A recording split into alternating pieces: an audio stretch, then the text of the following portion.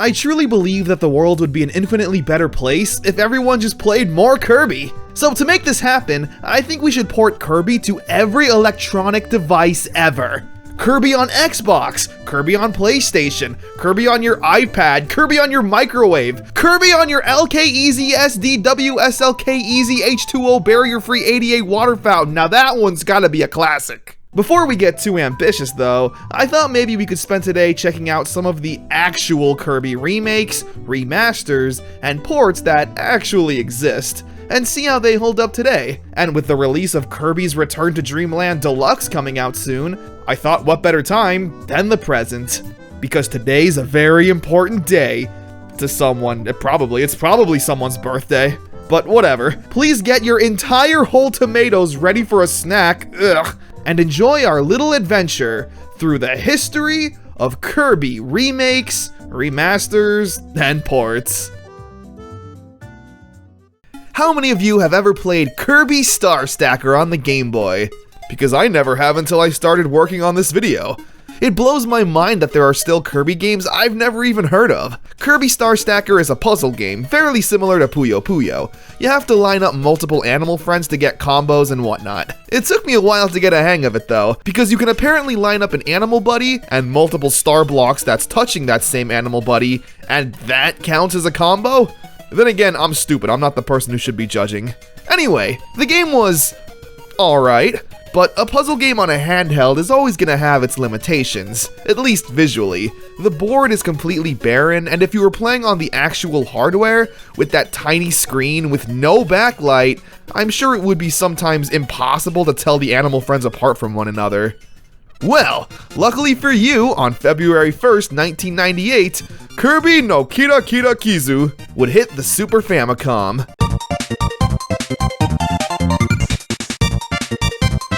Yeah, the game was a complete remake, if you could call it that. It's kinda hard to remake a puzzle game apart from its visuals, but dang, are these visuals something to behold.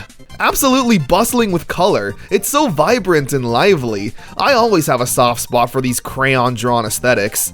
Such a massive shift from this. Which yeah, I know it was on the Game Boy and you can't be too harsh. There's also a ton of additions that make the Super Famicom version more charming. Having the little characters battle each other on the side every time you pull off some crazy combo, the background art, the music.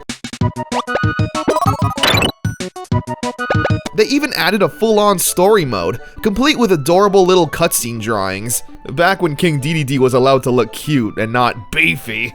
I'm also sure the story is serviceable enough. I obviously can't read it, but look at them! They're completely invested in this. There's also a cutscene that shows Kirby singing in a bar, and Kine the fish is literally getting drunk. That's fantastic. And also would have been censored if released worldwide. Which naturally brings up the question, why the hell was this never brought over anywhere outside Japan? I mean, it's a first-party Nintendo game. It could have been a Super Nintendo classic alongside Wario's Woods and Yoshi's Cookie. Well, the simple answer is that by 1998, the Super Nintendo's lifespan was pretty much already at its end, with the N64 already being released 2 years earlier in 1996. Which in hindsight, yeah, why not just release this game on the N64 then? Well, regardless, I'm surprised the game hasn't seen the light of day since the Super Famicom release. Were you a good remake? No. I'm told you were the best.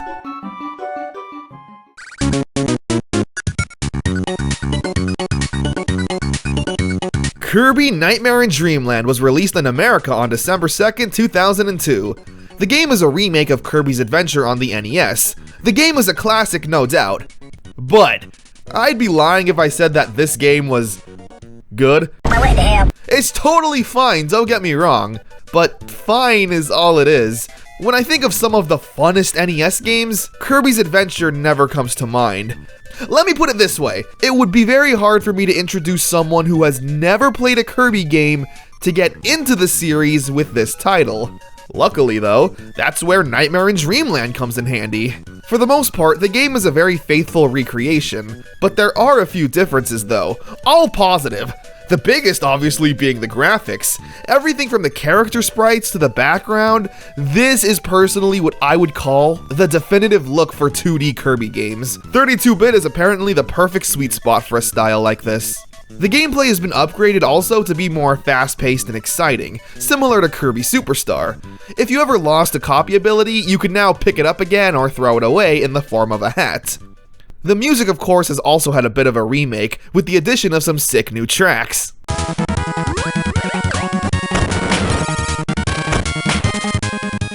So yeah, better graphics, better gameplay and music, better ingredients, better pizza, you get it. But what really makes this remake worth your time are all of the extra features. The first being all of the sub-games, all being completely replaced with more fun ones in my opinion. Kirby's Air Grind kinda feels like a 2D precursor of Kirby's Air Ride that would eventually be released a year later. It's a really fun mini-game, jumping over the spikes and going full-on Tony Hawk.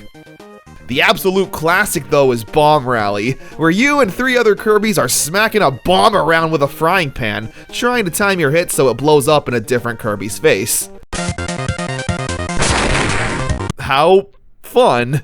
The game also had 4-player co-op, which sounds great. You of course needed 3 friends with GBAs and 3 copies of the game, which I don't know about you, but was never possible in my group of friends.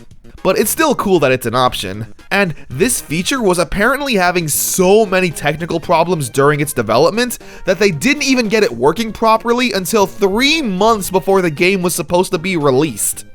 There's also a new challenge mode called Meta Nightmare, where you can play through the game's main story again, but this time as Meta Knight. There's a difficulty challenge to it. You're now limited to only the sword ability, since Meta Knight can't inhale or copy. You have less health, a time limit, and can't save the game, meaning you have to complete the entire game in a single go. Which I mean, I could barely do. The game's box art is also really cute. It uses the style of Kirby from Kirby Right Back At Ya. It's one of the few games that depicts Kirby in that manner. Even the commercials look like Kirby Right Back At Ya promos. The series daddy Masahiro Sakurai though apparently didn't even like the idea of remaking Kirby's Adventure, and instead just suggested a boring port of the NES game to the GBA. Yeah, I'm glad he was talked out of it. Kirby Nightmare in Dreamland is a really great remake. If you're trying to get a friend into Kirby, I would of course recommend showing them the NES game at least and letting them play for a few minutes, but ultimately playing through Nightmare in Dreamland.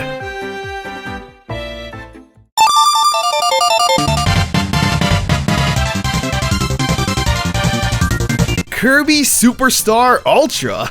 This is a remake of Kirby Superstar on the Super Nintendo, which is personally my favorite Kirby game. I'm sure that's a very popular opinion, but whatever. There's a reason it's a lot of people's favorites. It's 8 games in one, it says right there! The game was released on the Nintendo DS on September 22nd, 2008, now having 11 games as opposed to 8. Well, hot damn. All of the games from the first Kirby Superstar are present. Spring Breeze, Dynablade, The Great Cave Offensive, Milky Way Wishes, Revenge of Meta Knight, Gourmet Race, and The Arena. The mini-games of Megaton Punch and Samurai Kirby also make returns, as well as some new mini-games and even a full-on new story mode. But we'll get to those. A big new addition to the game are all the cutscenes. Every time you start a story mode, you'll be given an opening and ending cutscene. In terms of video quality, they're very low, 144p looking ass. Nah, I really do appreciate them being here though. They're still really charming and it feels like a good way to hype up the player before their adventure starts, as well as a great reward for completing the game. The gameplay is just as solid as ever. It feels exactly like picking up Kirby Superstar. Initially, I thought the graphics weren't redone at all, but upon second glance, yeah, it's pretty obvious they were remade. Having that 32-bit look, you see, I remembered!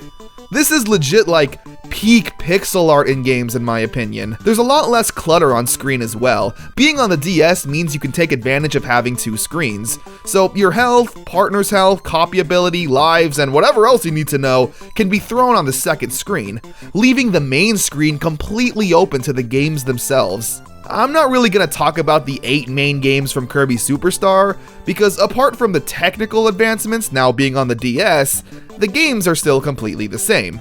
Which is a compliment, they're fun. I guess since we're talking about remakes also, Spring Breeze, one of the first games in these collections, is a remake itself of Kirby's Dreamland on the Game Boy. So if you're playing it on Superstar Ultra, then you're essentially playing a remake of a remake. But now let's talk about all the extra game modes. There's once again a Meta Nightmare mode, where you'll play through various stages through every Kirby game in this collection with limited health, time, and abilities. Very good and very challenging if you want something like that. Then there's Revenge of the King, a straight up new game, sorta. After DDD's defeat in Spring Breeze, he vows revenge. Simple as that. The game is apparently a recreation of the extra mode in Kirby's Dreamland, but I never played that, so it's original to me. Just like Spring Breeze, you could probably beat this in like half an hour. But again, I feel like most people did not play the extra mode in a Game Boy Kirby game, so it's really cool that it's here and revamped now. Then there's Helper to Hero. It's a boss rush mode exactly like the arena, but now you get to play as the helpers. For the most part, they are fairly identical to when Kirby gets their abilities, but whatever, it's still cool. And it's also part of a challenge to beat the arena with every character in order to unlock some extras. Then there's the True Arena. It's the arena, but harder, as well as 4 new bosses that in and of themselves act like a whole new game with how long and sometimes difficult they are. When you beat the True Arena, you'll unlock a movie. It's a blooper reel.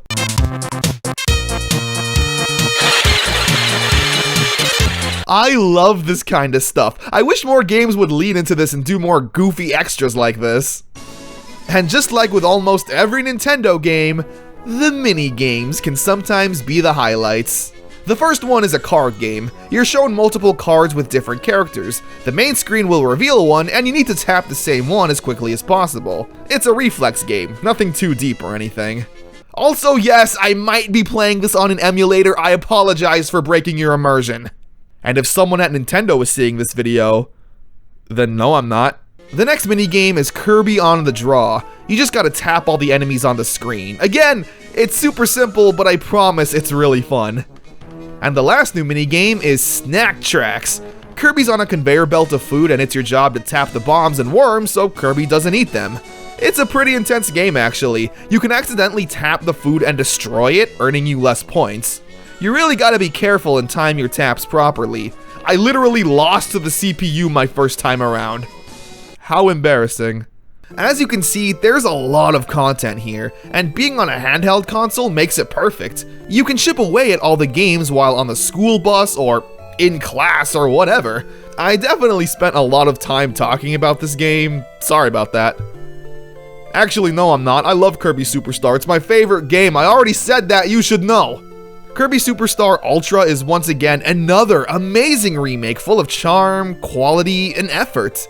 I was so afraid that this game was just going to be a lazy port of the Super Nintendo version, and was happily surprised to see all the extra miles the team went to.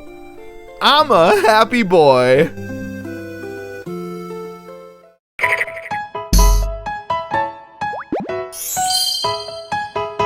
Okay, well, then there's this. Kirby's Extra Epic Yarn. Is it extra epic? Is it indeed Super LOL XD extra freaking heckin' epic? Bacon? I don't know what the hell I'm talking about. Well, it's okay.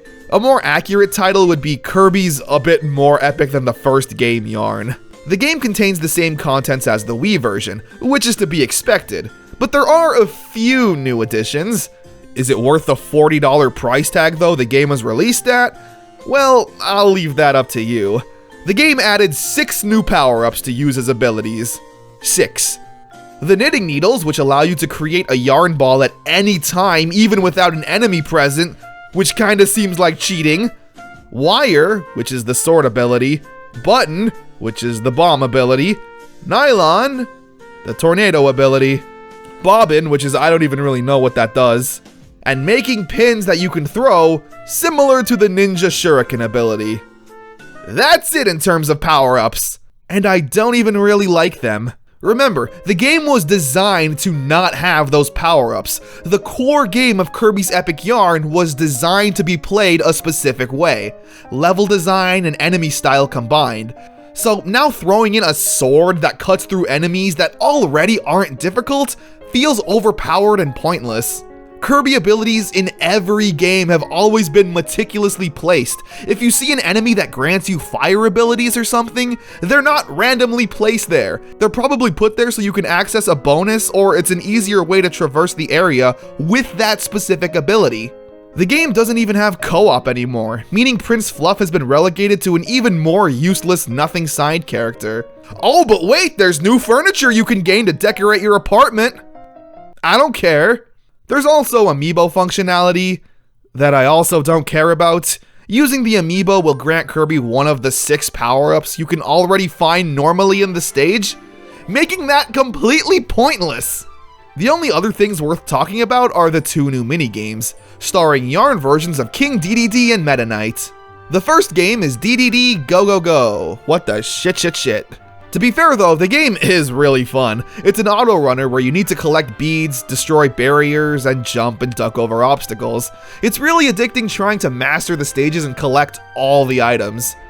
Then we have Slash and Bead. It's pretty much the same concept of needing to collect the beads, except now we play as Meta Knight, and he can fly around. You need to have beads in your inventory to keep flying. He has some really fun aerial combos that are really satisfying to pull off.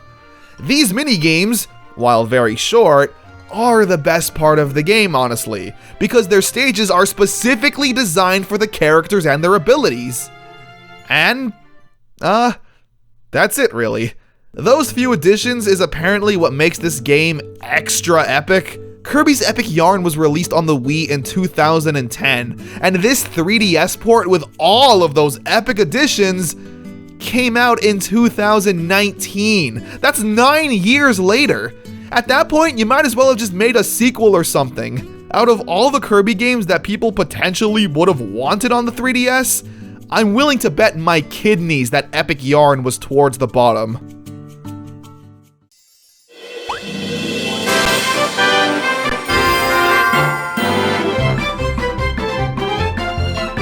But now we've reached the finale, the 20-year anniversary of Kirby. Kirby's Dream Collection on the Nintendo Wii, released on September 16th, 2012. Yeah, 20 years of Kirby, complete with 6 games. Although one of them is Kirby Superstar, so I guess 14 games if you want to get technical. The 6 Kirby games are Kirby's Dreamland on the Game Boy, Kirby's Adventure on the NES, Kirby's Dreamland 2 on the Game Boy, Kirby Superstar, Kirby's Dreamland 3, and Kirby 64 The Crystal Shards.